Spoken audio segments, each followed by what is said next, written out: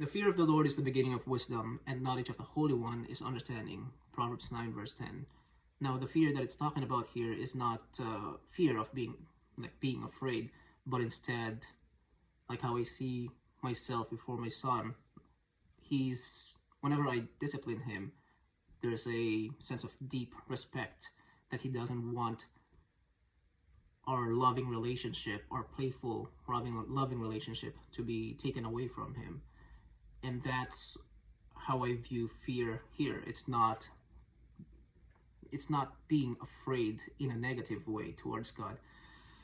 Think of the person that you love the most, and the thought of losing that person, that kind of fear that you don't want to go in life without that person. I have the same deep reverential fear towards God, that I don't want to lose him in my life because of my disobedience.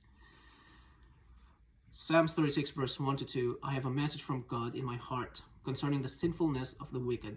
There is no fear of God before their eyes. In their own eyes they flatter themselves, too much to detect or hate their sin. In their own eyes they flatter themselves. That's the human tendency, is for us to glorify ourselves, that we are correct, that we are right.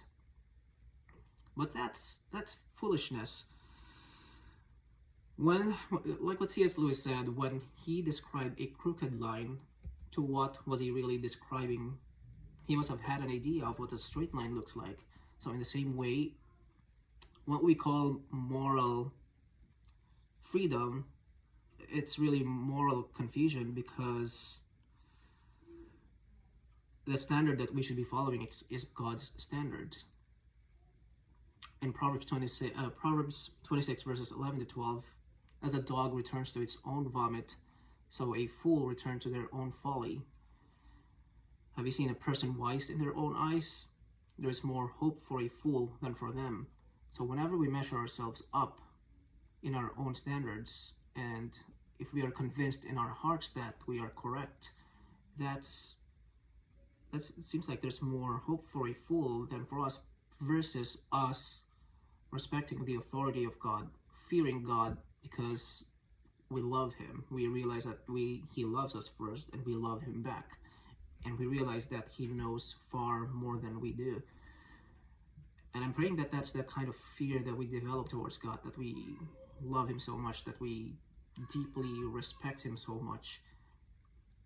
Not the kind of, not approaching an angry father, angry parent, but instead we realize in our hearts, in our lives, that he loves us so much. So yeah,